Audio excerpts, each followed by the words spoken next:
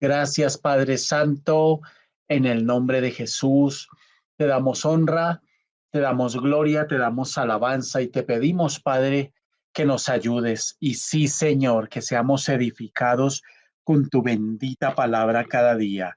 Y yo porque sé que el Dios del cielo no solo está en control de todos sus asuntos y todas las situaciones de su vida, sino que viene con respuestas sorprendentes que lo van a dejar a usted boquiabierto. El Señor viene con respuestas sorprendentes que usted no alcanza a imaginar, no se alcanza a imaginar, porque no ha sido en vano, como quiera que haya sido, pero hemos avanzado, hemos crecido, nos hemos mantenido a pesar de las luchas, a pesar de los errores, a pesar de las caídas, a pesar de absolutamente todo, pero viene el Señor con retribución y pago, porque usted hasta el día de hoy se ha mantenido, ha puesto sus ojos en el Señor y ha tenido fe. Y el Señor, el Dios del cielo, en el que usted y yo creemos, es el Dios que trae respuesta y que honra la fe de sus hijos. Bendito sea el Dios de nuestro Señor Jesucristo. Amén y amén. Gloria a Dios, mis amados hermanos, bendecida noche para todas las familias que están hoy conectadas. Usted que está allí listo para escuchar la palabra y aprender en el nombre poderoso de Cristo Jesús. El tema de esta noche se titula La parucia del anticristo. La parucia del anticristo.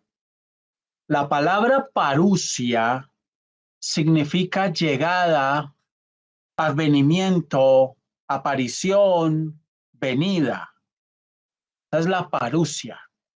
Cuando usted mira la Biblia, hay un tema que se llama la parucia de Cristo, que es el tema que anuncia la venida de nuestro Señor Jesucristo. Y hay varios versículos muchos que hablan de la venida del Señor Jesucristo. Amén. Pero resulta que la Biblia también habla de manera amplia, consistente y contundente sobre la aparición, la venida, la llegada del anticristo. Y eso es lo que significa este tema de hoy, la parucia del anticristo. Muy bien. Dijimos en la introducción a esta serie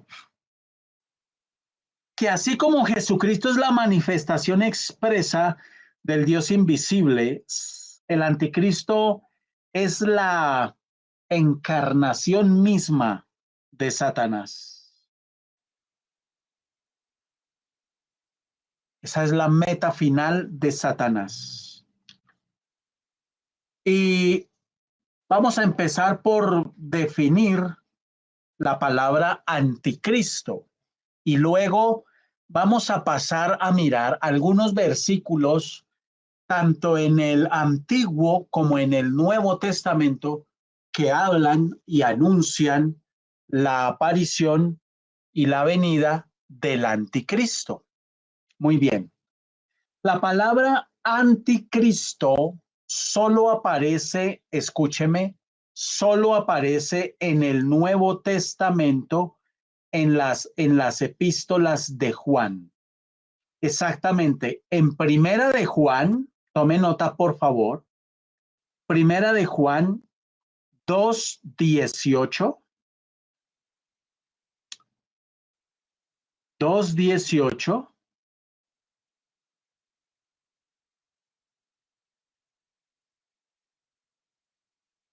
22, versículo 22, es decir, del capítulo 2, del versículo 18 al 22, en el capítulo 4, en el versículo 3, y en Segunda de Juan, capítulo 7. Solo ahí usted va a encontrar la palabra anticristo en la Biblia. El apóstol Juan, en el momento de escribir estas cartas, estaba muy preocupado por la herejía que se estaba propagando en esta época, eh, negando tanto la humanidad como la divinidad de Cristo. Y él utiliza este término. Ahora, la palabra anticristo, ¿qué significa exactamente? La palabra anticristo se divide en dos partículas semánticas, en el prefijo anti, que significa literalmente en contra de,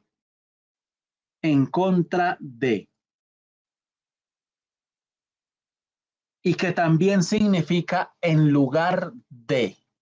Ese prefijo anti significa en contra de, en el original griego, y en lugar de. Entonces, la palabra anticristo significa en contra de Cristo y en lugar de Cristo. Lo que Juan quiere dar a entender por revelación del Espíritu Santo es que este personaje claramente satánico no solo va a estar en contra de Cristo, sino que va a buscar ocupar el lugar de Cristo. Va a tener una oposición 100% herética que ha prevalecido desde el primer siglo. La herejía ha prevalecido desde que nació la iglesia, incluso antes de que la iglesia naciera. Cuando el Señor Jesucristo habla en el libro de Mateo capítulo 24, versículo 24, y dice, porque se levantarán falsos cristos y falsos profetas y harán grandes señales y prodigios, de tal manera que engañarán, si fuere posible, aún a los escogidos.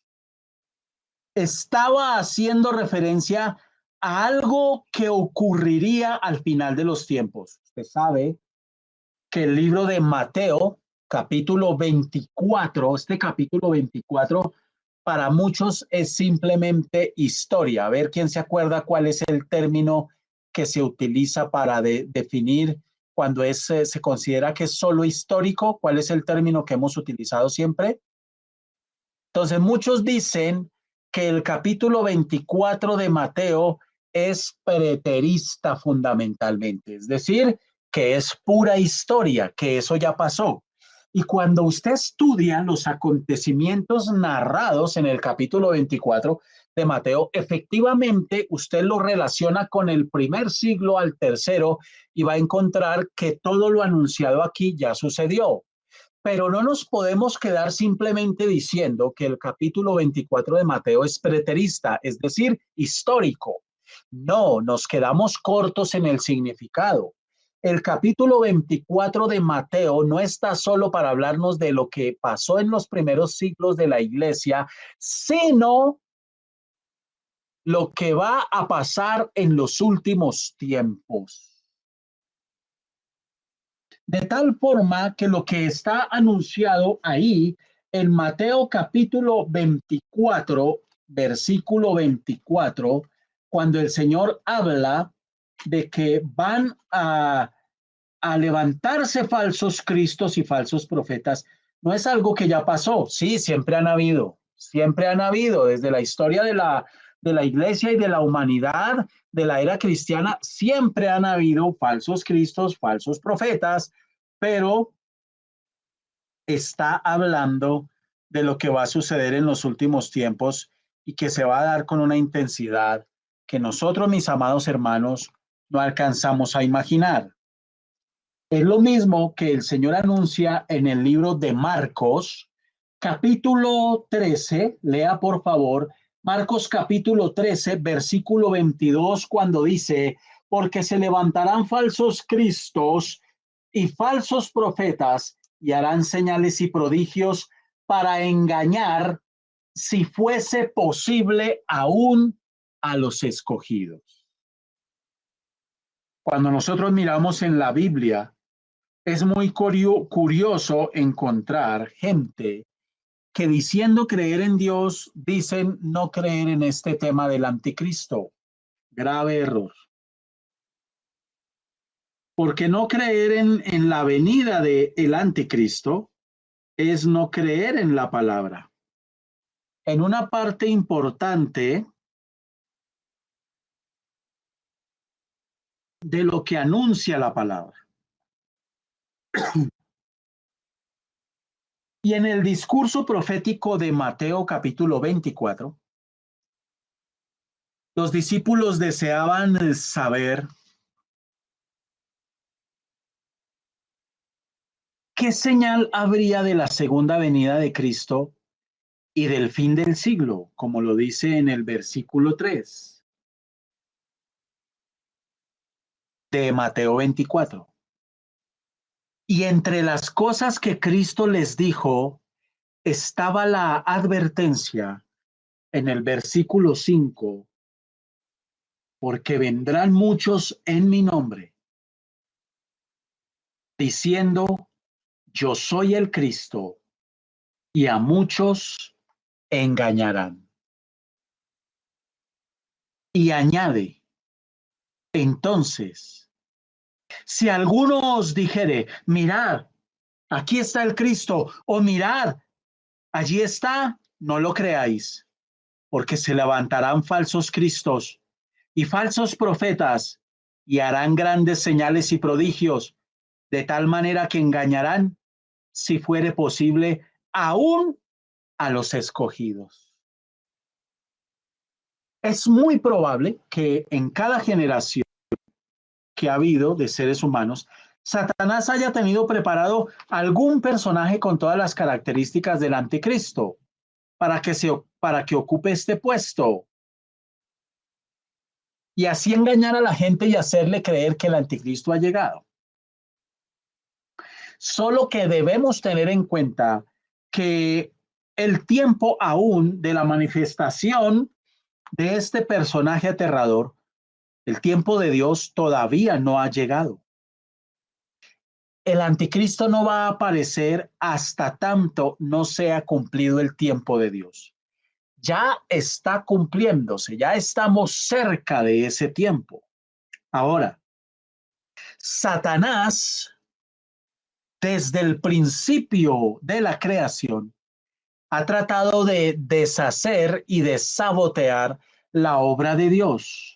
Lo hizo en el Edén, como lo narra Génesis, cuando convenció a Adán y a Eva de comer del fruto prohibido, diciéndoles que serían como Dios, conociendo y sabiendo el bien y el mal. Suplantó el lugar de Dios al engañarlos, porque quien los direccionaba era Dios. Pero Satanás suplanta ese lugar de una manera totalmente falsificada y logra engañarlos.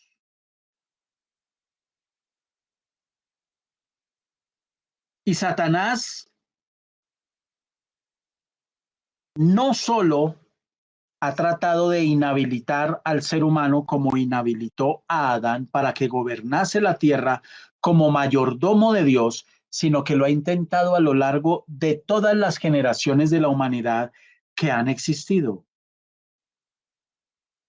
Ahora, uno de los estudios más hermosos que podemos hacer, sin duda alguna, son todos aquellos estudios que hagamos relacionados con la bendita palabra de Dios y toda la profecía de las escrituras. Porque toda la profecía de las escrituras hasta el día de hoy se ha cumplido, hermanos, al pie de la letra. Y muchas quedan por cumplirse, entre ellas la venida del anticristo, la aparición del anticristo. Entonces, tanto en el Antiguo como en el Nuevo Testamento, se nos habla de un panorama profético relacionado con este personaje. Así que este es un tema que no podemos pasar de alto. Ahora, miremos las profecías antiguo testamentarias que hablan del anticristo.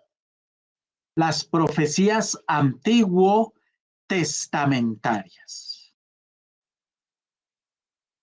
La simiente de la serpiente. La profecía más antigua con relación al anticristo aparece en el libro de Génesis, en el capítulo 3, versículo 15. Y allí se nos habla de la simiente de la serpiente, en contraste con la simiente de la mujer. La simiente de la mujer tiene su culminación ¿en quién? En Cristo Jesús. Mientras que la simiente de la serpiente encuentra su culminación y su cumplimiento en el anticristo. ¿Vamos entendiendo eso? Entonces, es una, discúlpeme usted el término, una tontería, no creer en el anticristo cuando está anunciado desde el comienzo de la Biblia. Está hablando de la simiente de la serpiente. El anticristo será, por así decir, la obra maestra de Satanás. Ahora, se le califica de diferentes maneras en el Antiguo Testamento a este personaje.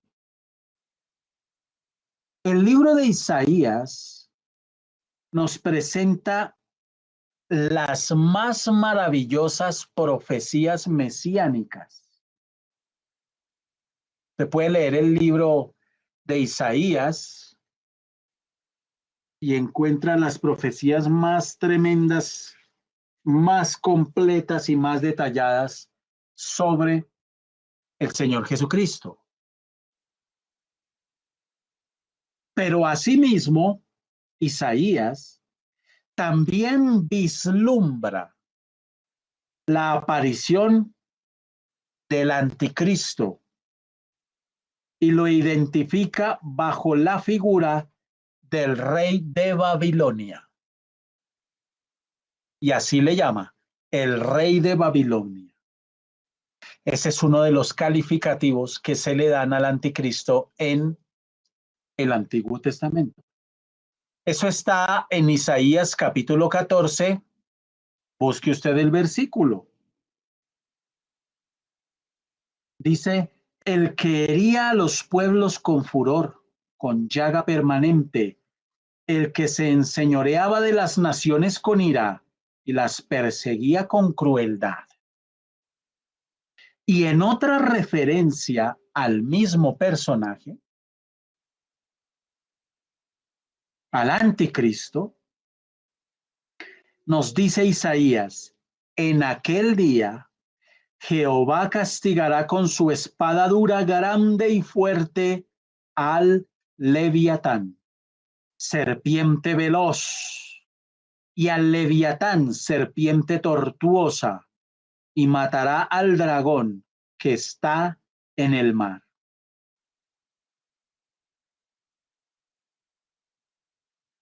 Fíjese cómo estos versículos que les estoy citando, esta que le acabo de leer, está en el capítulo 27 de Isaías,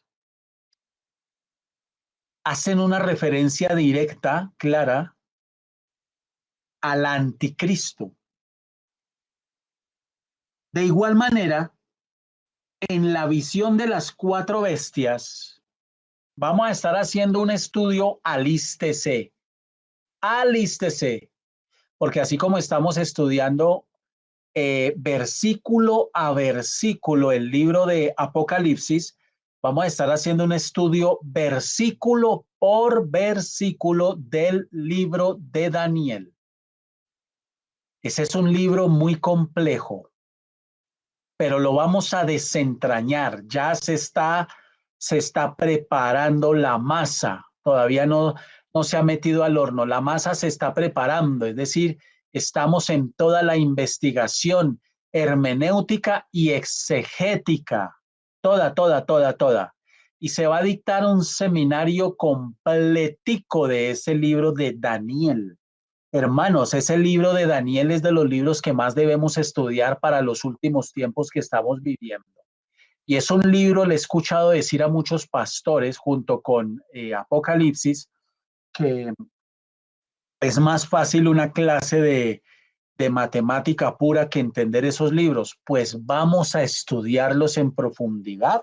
Así que usted desde ya va orando y va diciendo, Señor, sabiduría y revelación de toda esta palabra para alimento nuestro. ¿Cuántos dicen amén? En la visión de las cuatro bestias que Dios le revela a Daniel, que dice que de la cabeza de la última surgirán 10 cuernos y luego otro llamado el cuerno pequeño.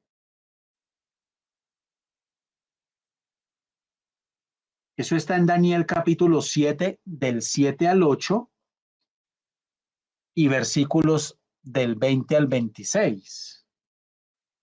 El mismo Dios interpreta el significado de dichos cuernos cuando dice, y los 10 cuernos significan que de aquel reino se levantarán 10 reyes y tras ellos se levantará otro.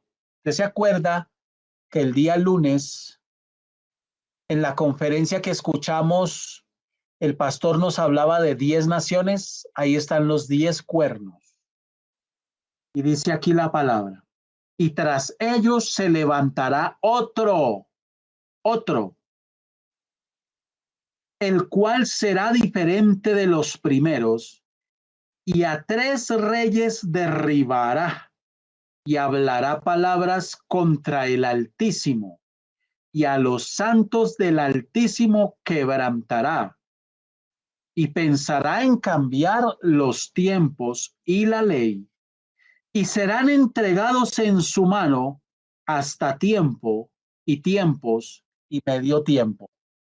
No se preocupe, todo eso lo vamos a estudiar y usted va a ver lo maravilloso que es esto, que nos está hablando la palabra, pero también lo espantoso, lo espantoso. Entonces, ese otro que se levanta cuando dice, y tras ellos se levantará otro. Ese otro lo denomina aquí Daniel como el cuerno pequeño, ese cuerno que domina. Está hablando literal del anticristo. Y en su profecía de las 70 semanas, en el capítulo 9, del 24 al 27, Daniel nos dice que vendrá un príncipe que hará un pacto firme con la nación de Israel.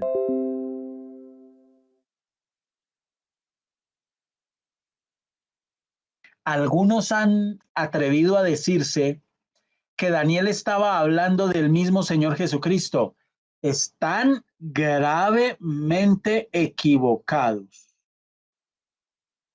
Y decir que es el Señor Jesucristo plantea graves dificultades exegéticas e históricas. Ese personaje del que se habla aquí, ese príncipe, el príncipe que ha de venir, dice Daniel, no es otro que el anticristo, quien 3 años y medio después de haber firmado un pacto de paz, se va a volver en contra de la nación de Israel y va a ordenar una persecución general, masiva y mundial, con el objetivo de aniquilar la raza judía y de aniquilar a todos los que se consideren hijos de Dios. El anticristo va a perseguir sin misericordia. Y nuevamente en Daniel capítulo 11, versículos 36 al 47. Daniel 11 del 36 al 47. Nos dice que surgirá un rey soberbio. Él dice, el rey que hará su voluntad. Un rey soberbio. Es decir, que va a imponer su ley sobre todos, pero él mismo estará por encima de dicha ley. Mis hermanos, mire usted los anuncios que estamos viendo tan amplios del anticristo en el Antiguo Testamento. Entonces, este rey se va a exaltar a sí mismo y se proclamará como Dios, demandando ser adorado. Y la descripción que el profeta Daniel hace de este ser revela el poderío universal que va a tener tanto en lo político como en lo religioso. Y va a ejercer poder hasta que sea destruido por nuestro Señor Jesucristo en su venida. Muy bien. Ahora vamos a ver las profecías nuevo o novo testamentarias.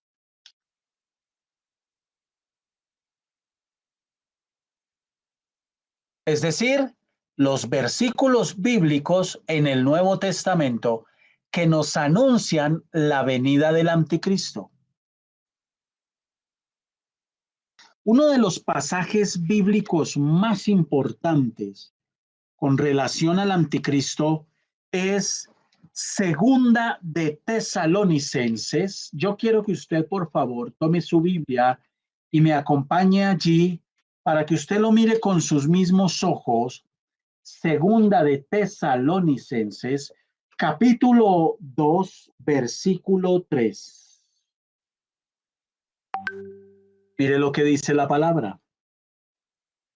Nadie os engañe en ninguna manera, porque no vendrá sin que antes venga la apostasía y se manifieste el hombre de pecado, el hijo de perdición.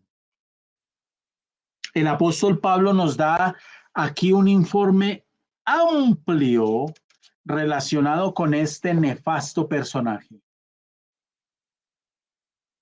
El Señor Jesucristo vino para deshacer las obras del diablo. Eso lo dice Primera de Juan 3:8. pero el anticristo vendrá para manifestar las obras del diablo. Y la expresión que usa aquí el apóstol, el hombre de pecado, se utiliza para describir una de las características del anticristo.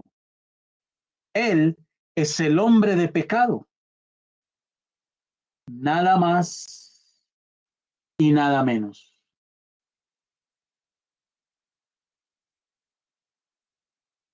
Entonces, estamos viendo algo aquí crudo que va a suceder y se va a manifestar. Uno de los aspectos fundamentales del anticristo es blasfemar contra Dios y contra sus hijos. Eso lo encontramos en Apocalipsis 13:5. Pero también dice ahí en el versículo 3, y se manifieste el hombre de pecado, el hijo de perdición. El hijo de perdición. Entonces, aquí tenemos el hombre de pecado y tenemos el hijo de perdición. ¿Se da cuenta que se le dan otros nombres, otros calificativos que describen parte de su carácter? Esta frase, el hijo de perdición, describe el hecho de que la derrota del anticristo será aplastante, total. Él va a llegar a pelear, va a hacer mucho daño, pero la derrota de este ser nefasto ya está garantizada. Entonces, dos cosas podemos decir de esta expresión, el hijo de perdición. Por un lado, según el significado original griego, es que será una persona, no una filosofía y tampoco una organización. Oído. El anticristo, cuando dice el hijo, está diciendo la palabra, va a ser una persona, va a ser una persona, no es una filosofía, no es una organización, no es como nos lo han querido hacer creer, es que Satanás es el mal que hay en cada ser humano, nada de eso. Es una persona, hermano. Amén. Es una persona. Literal. En segundo lugar, esta expresión hijo de perdición significa que su plan y sus actividades no tendrán éxito. ¿Hará mucho daño? Sí, sí, hará mucho daño. Pero no tendrá éxito. Y su destrucción es segura. Por eso se le llama hijo de perdición. Bueno. Y fíjese lo que hace, versículo 4. El cual se opone y se levanta contra todo lo que se llama Dios o es objeto de culto. ¿Ve? Tanto que se sienta en el templo de Dios como Dios, haciéndose pasar por Dios. Resulta que la palabra le llama inicuo también, versículo 6. Y ahora vosotros sabéis lo que lo detiene a fin de que a su debido tiempo se manifieste. ¿Usted sabe qué es lo que lo detiene? ¿Qué es lo que detiene a este ser? La iglesia, la oración y la intercesión, y pensar que a la gente le da pereza orar. Mire lo que dice el versículo 7. Porque ya está en acción el ministerio de la iniquidad. Ya está en acción, es decir, el espíritu demoníaco que se mueve a través de la sociedad humana para estar en contra de Dios, ya está en acción, siempre ha estado en acción. Solo que allá hay quien al presente lo detiene hasta que él a su vez se ha quitado de en medio. ¿Quién va a ser quitado de en medio? La iglesia. ¿Cuándo? En el arrebatamiento. Versículo 8. Y entonces se manifestará aquel inicuo a quien el Señor matará con el espíritu de su boca y destruirá con el resplandor de su venida. Inicuo, cuyo advenimiento es por obra de Satanás con gran poder y señales y prodigios mentirosos. Este vocablo inicuo traduce del original griego anomia, que significa sin ley.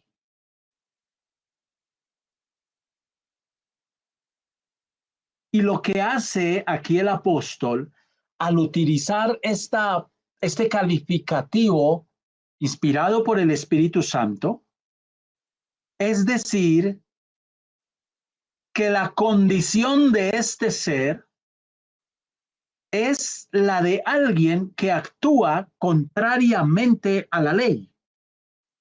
El anticristo se caracterizará por imponer su ley. Se colocará a sí mismo por encima de la ley. Por eso es correcto afirmar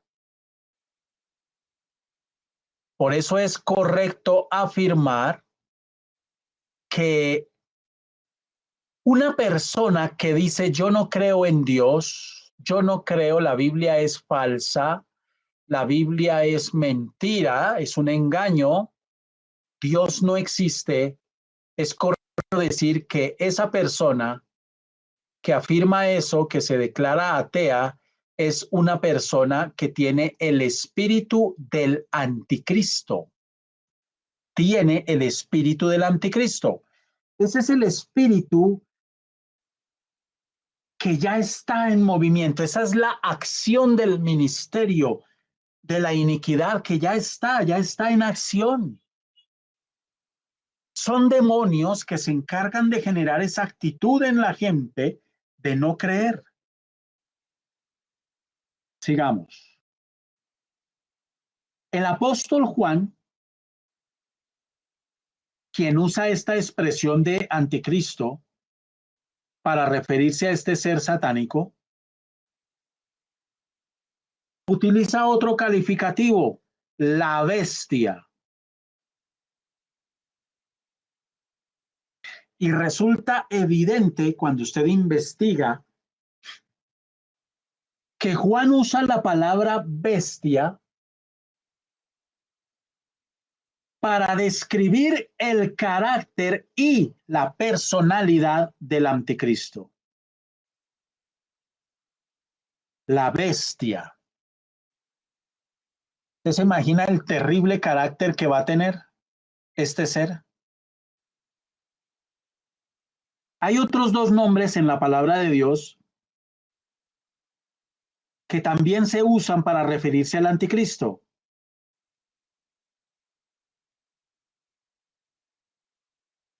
Y el Espíritu Santo nos da una extensa revelación de este personaje. Más adelante vamos a estudiar esos otros dos nombres dentro de esta serie preciosa que hemos iniciado del anticristo. Lo cierto es que el Espíritu Santo nos revela mucho sobre este agente satánico que va a debutar en el escenario mundial en los últimos tiempos. Se cree que este ser, el anticristo, ya está por ahí. Él va a nacer, igual que nació el Señor Jesús. Va a nacer y va a ser un bebé y va a ser un niño y un adolescente y va a estudiar y se va a preparar. Se cree que ya está por ahí, en edad de adolescencia. He escuchado a serios predicadores de la palabra atreverse a decir que no tiene nada de raro que ya esté en el mundo, que ya es una realidad que está en el mundo, ya existe este personaje, ya está por ahí. Ahora, en su sermón profético en el libro de Mateo, capítulo 24 y 25, el Señor Jesucristo dijo, por tanto, cuando veáis en el lugar santo la abominación desoladora de la que habló el profeta Daniel, el que lee entienda. Imagínese usted, indudablemente el Señor estaba anunciando un acontecimiento futuro relacionado con juicios. Aquí el contexto nos revela que las palabras del Señor Jesucristo se refieren a la tribulación, a la gran tribulación, que va a terminar con el regreso de Cristo Jesús, quien va a juzgar y a destruir al hombre de pecado.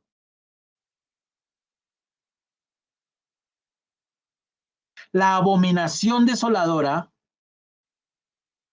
es la persona misma del anticristo, quien durante la segunda parte de la tribulación va a poner su cuartel general en Jerusalén y va a exigir que todos le adoren.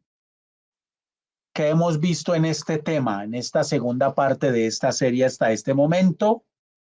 Que la Biblia, tanto en el Antiguo como en el Nuevo Testamento, anuncia amplia y abundantemente la venida de este ser y la manifestación de este ser satánico.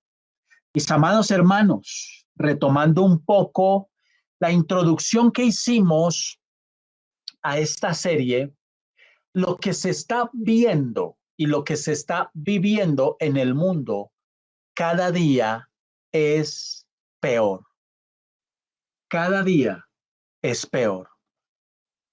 Los seres humanos, en el afán de poder, de tener dinero, de acumular riqueza, hacen lo que sea.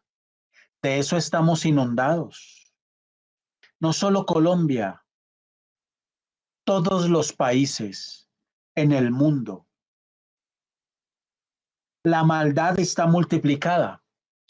Dice la palabra que la venida del Señor será como en los días de Noé. Pero yo le pregunto, ¿no estamos peor que en los días de Noé? ¿No estamos peor? Claro que estamos peor. Peor.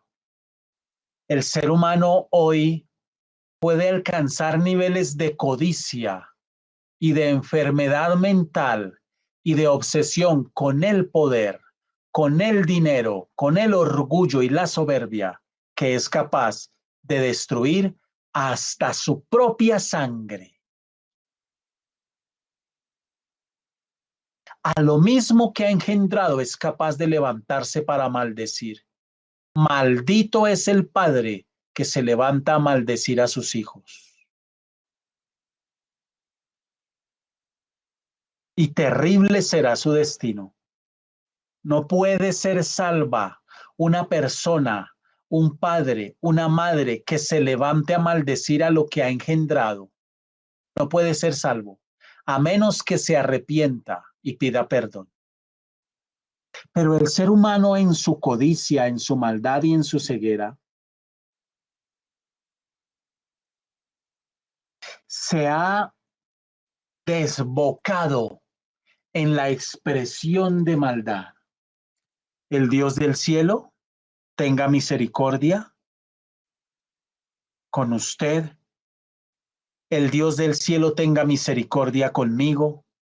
El Dios del cielo tenga misericordia de nuestros hijos, de nuestra descendencia. El Dios del cielo nos permita reaccionar y vivir en santidad. El Dios del cielo nos permita ser espirituales y no carnales, entretenidos con tanta basura que se predica, sino sabios y entendidos en la bendita palabra de Dios y en los tiempos que estamos viviendo. Padre, gracias. Tú nos hablas, nos enseñas y nos recuerdas un tema tan importante que hoy ya no se predica, pero aquí estamos para predicar tu palabra y anunciar todo el consejo de Dios. Estamos viviendo tiempos finales. Ayúdanos, Señor Jesús. Glorifícate, Dios del cielo. Gracias, bendito Señor. Seguimos subidos en esta arca mientras el mundo camina sin freno a una destrucción total. En tu nombre hemos orado y enseñado tu palabra. Amén y amén.